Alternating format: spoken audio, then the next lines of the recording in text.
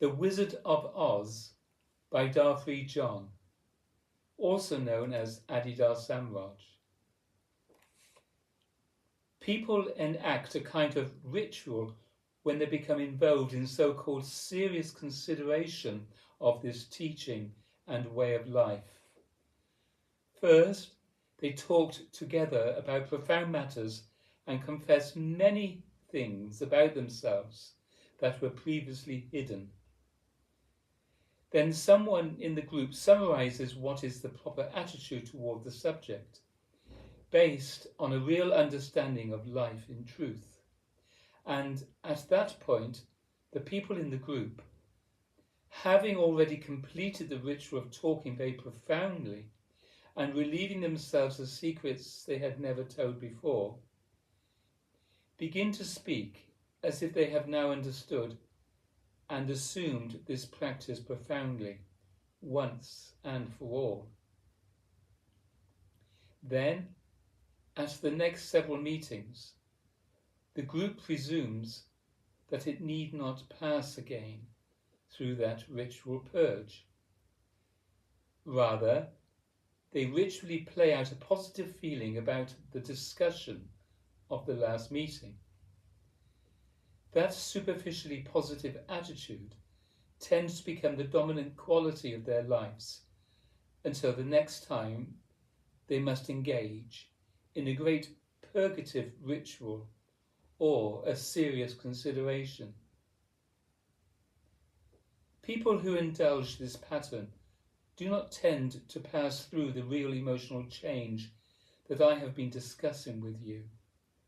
Rather, they only indulge the ritual itself as the end of which everybody talks and acts as if he or she were really practicing now.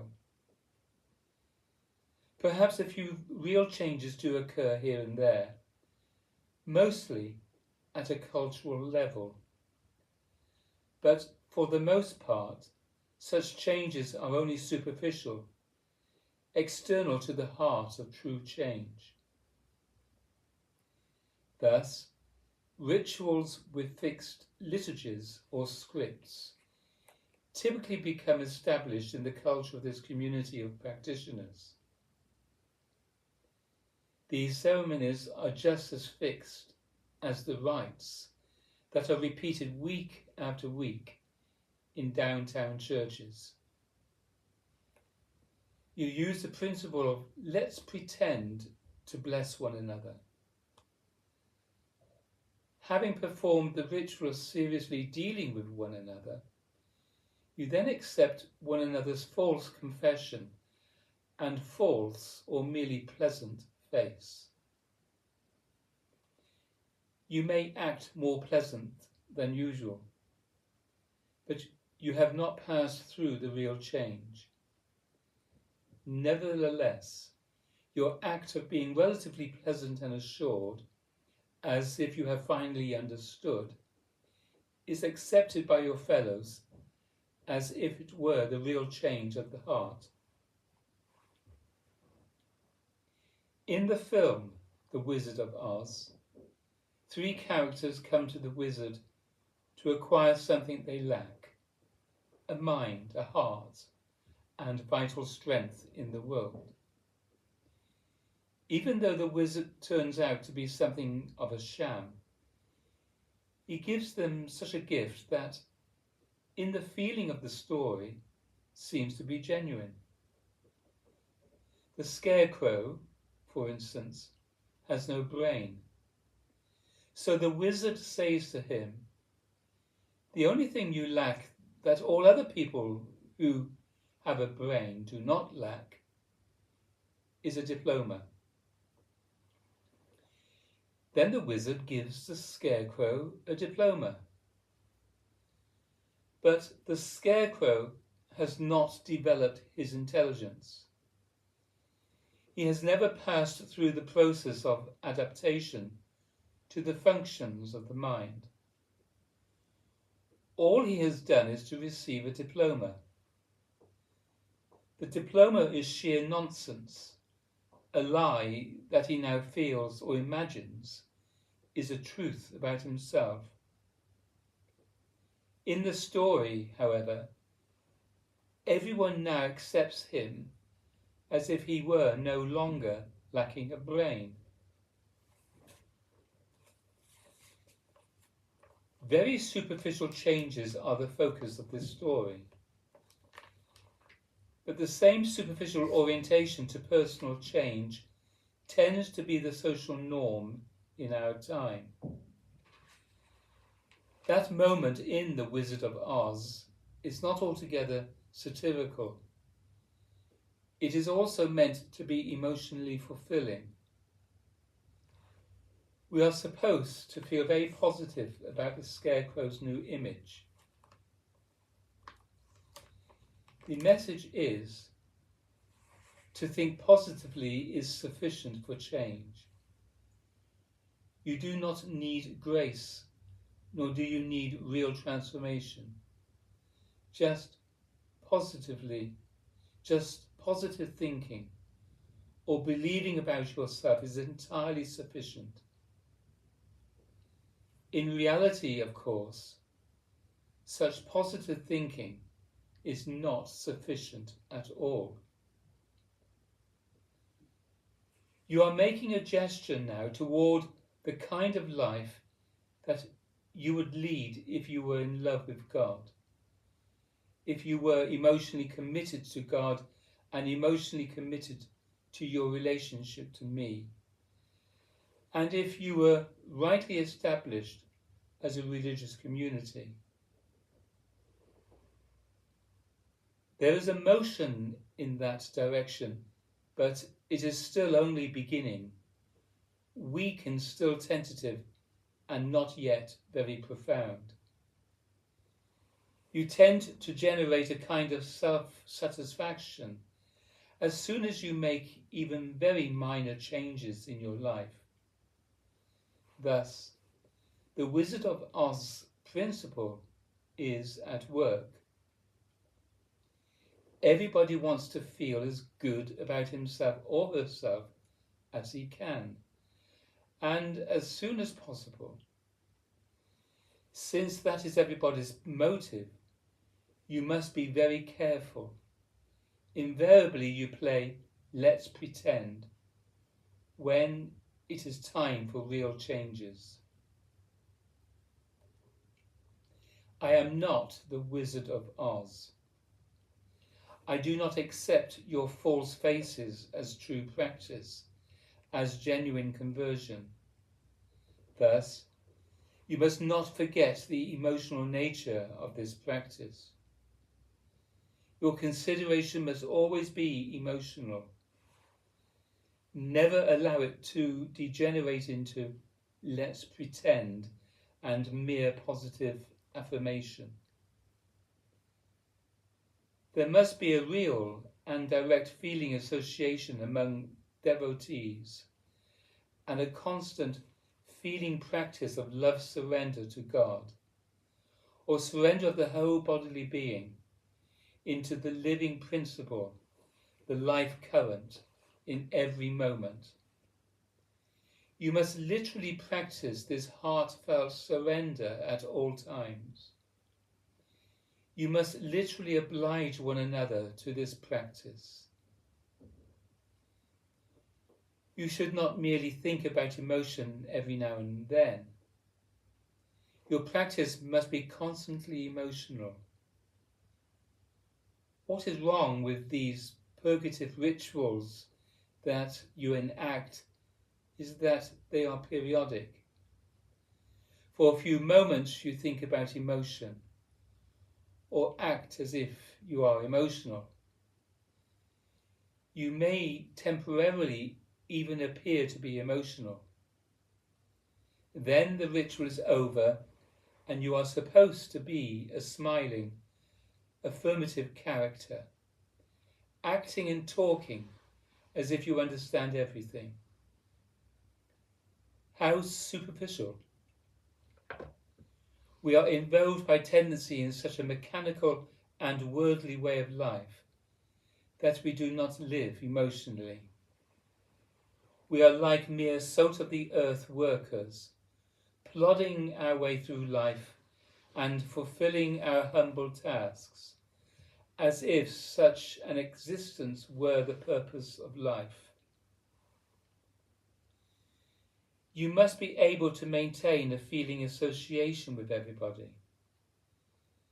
You must be trustable in your relations altogether, not given to phasing and emotional betrayal.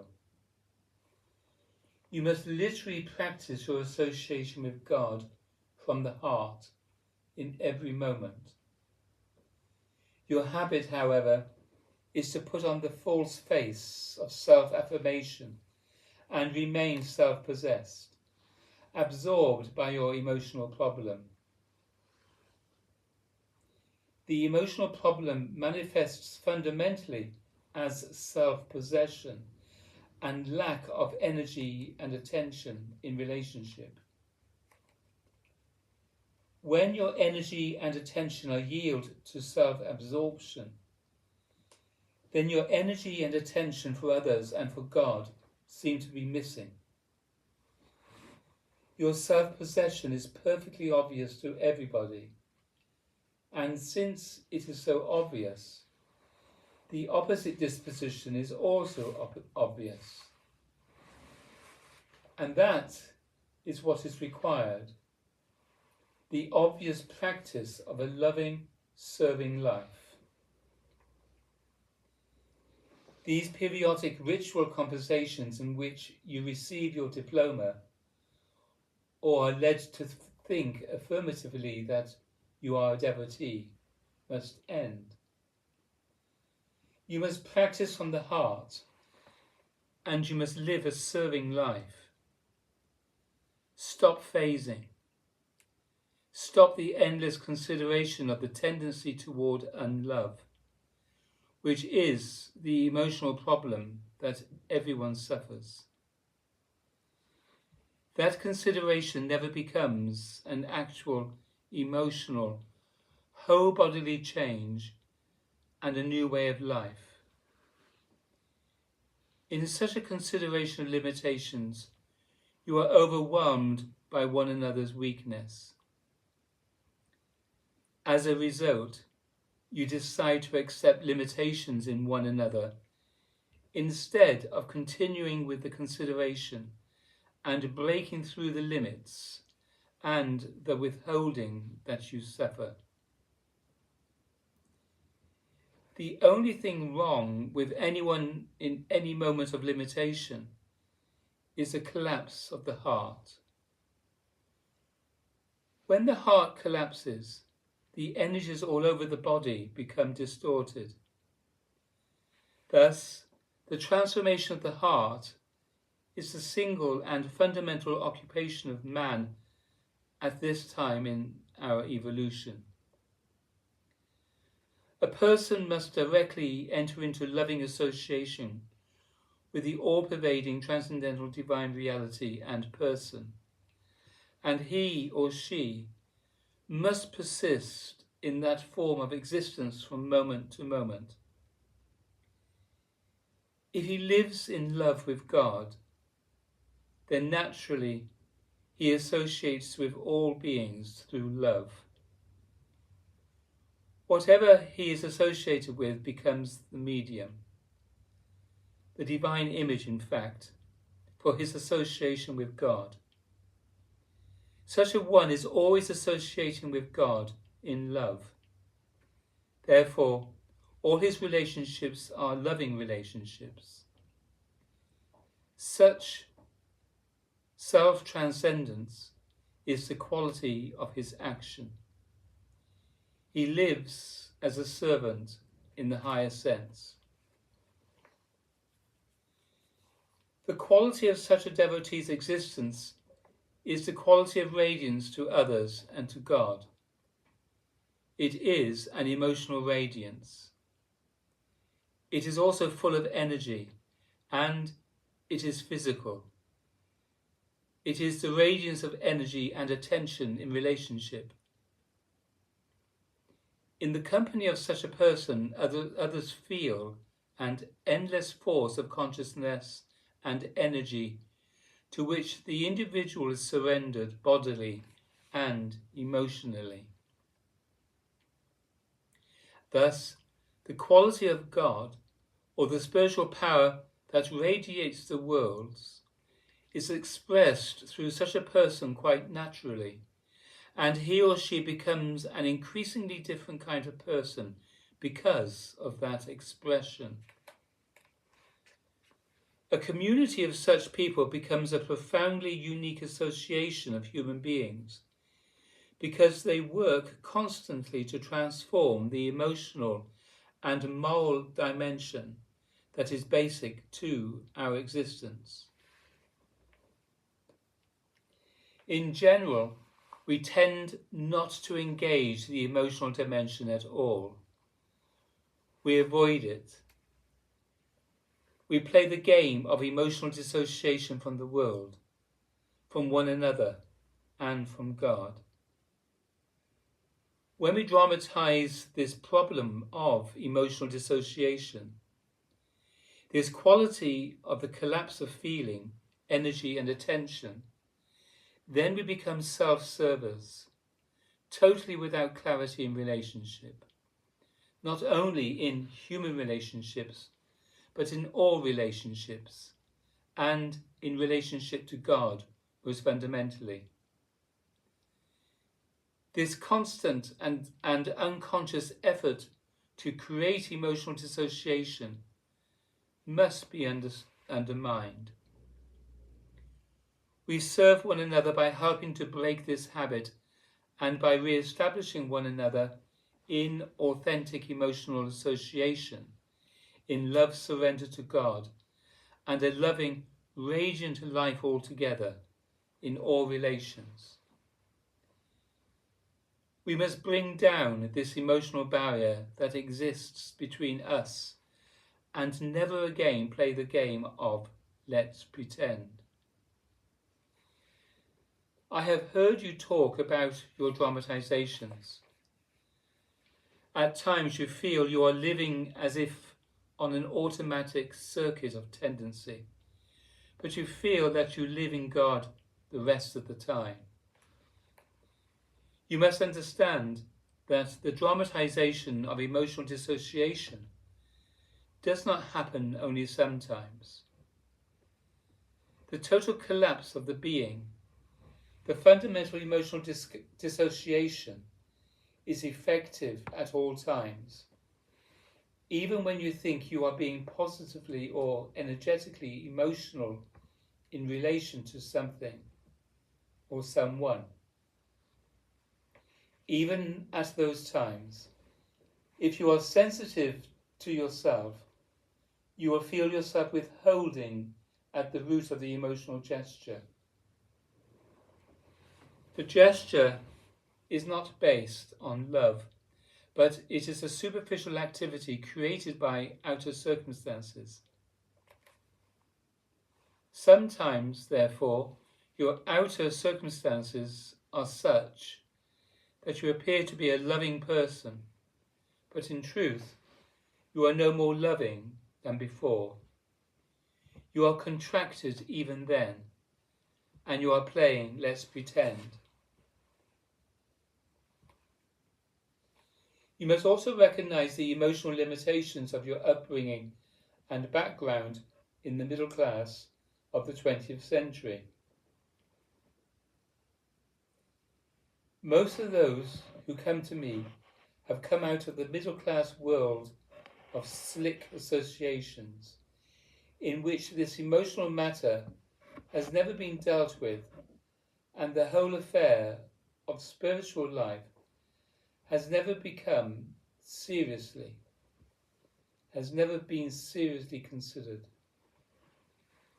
The term middle class world of the West is just another way of describing the world of let's pretend.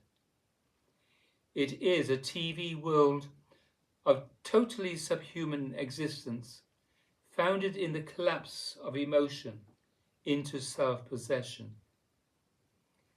We are really referring to that TV society when we are self-critically call when we self-critically call ourselves middle class. We are so superficial, we play let's pretend so profoundly, that the reality of TV becomes our own minds. In the game of let's pretend, you have a serious confrontation with somebody every now and then. And at the end of it, you kiss one another or slap one another on the back. You feel good about one another. But you have not changed at all.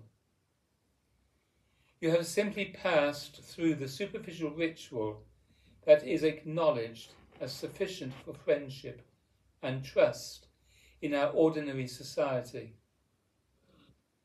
It is not real friendship, however, not real trust, because each emotional personality is self-possessed.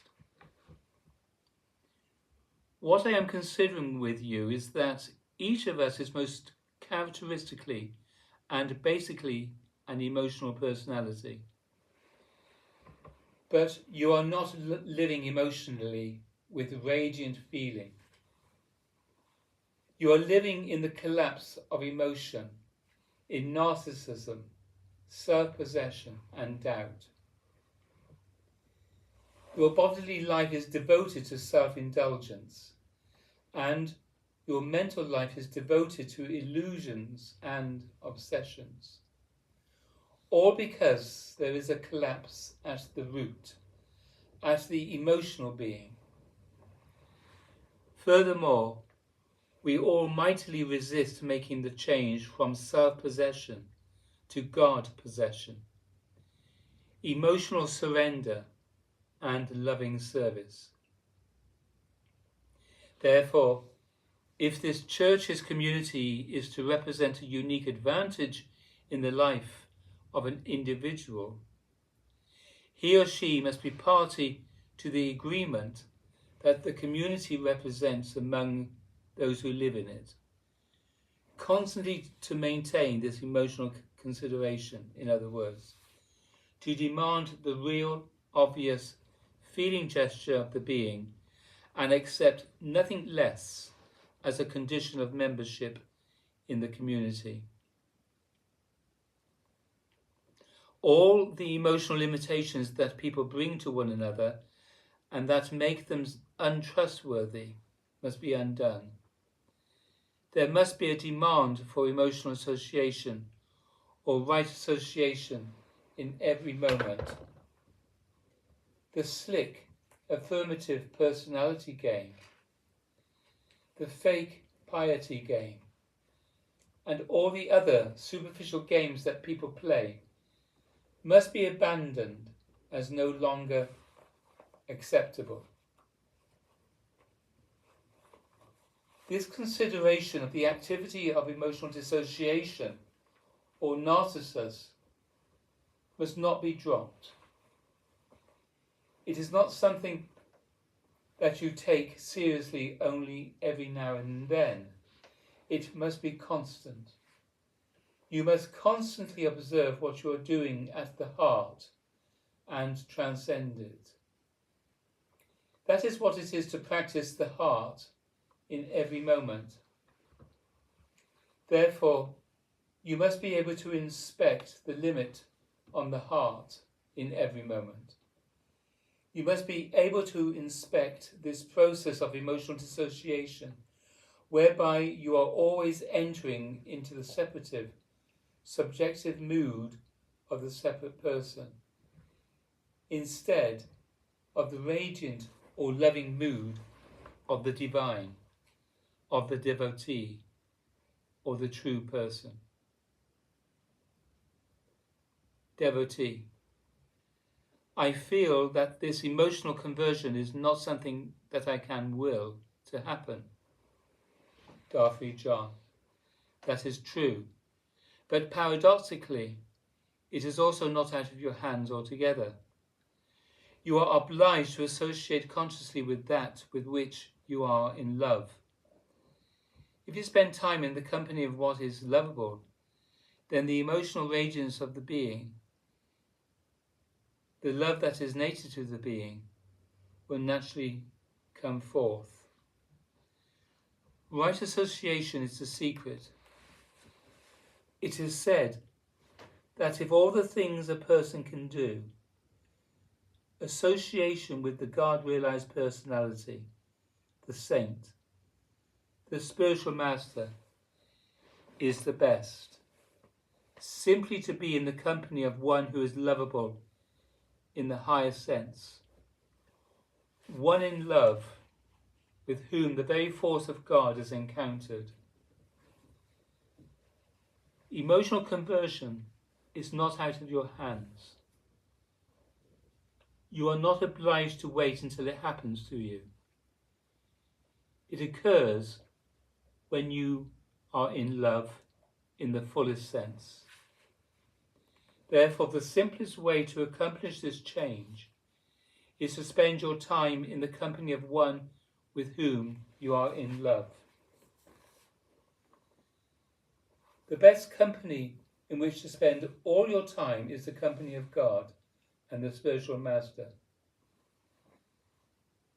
There are other relationships in which you are also in love, but relationships with God and the spiritual master are primary. True religion is simply a matter of maintaining association with God and with the spiritual master moment to moment. Then,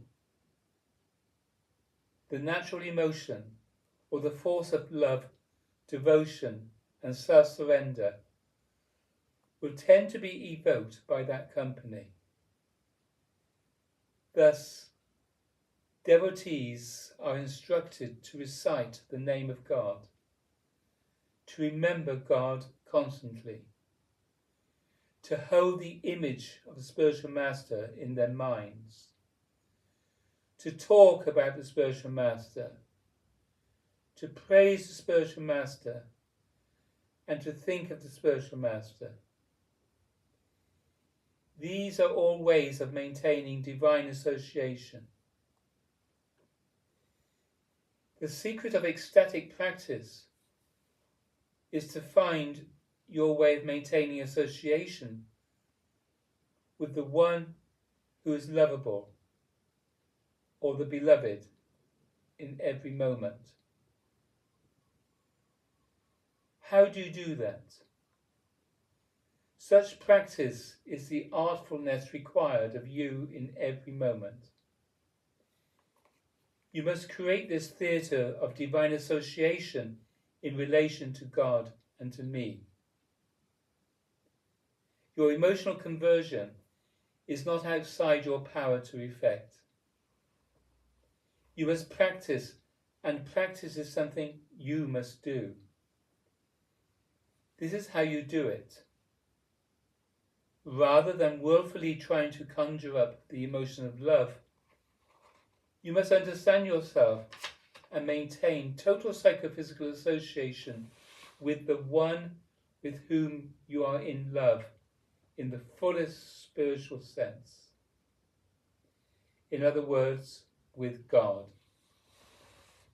You must choose to do this. You must come to this point of clarity in yourself, wherein you realize that to practice this divine association is all that life is. Everything else is an expression of what life is when it fails to be that.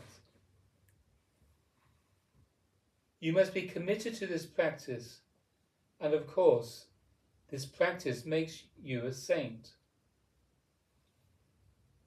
This is how you must transcend your middle-class street personality. And you naturally will transcend it if you will practice as I am suggesting in this emotional sense. If you will serve in love constantly, if you will constantly and literally serve God in every moment, not God as an idea, but God confronted as the very presence of life, then your street personality will naturally fall away. It will be transformed into the higher personality or character. It is a matter of remaining alive in the emotional sense, moment to moment, without recoil from relationship, without emotional collapse of feeling and attention onto the self. Do not let anybody tell you that he or she cannot do that.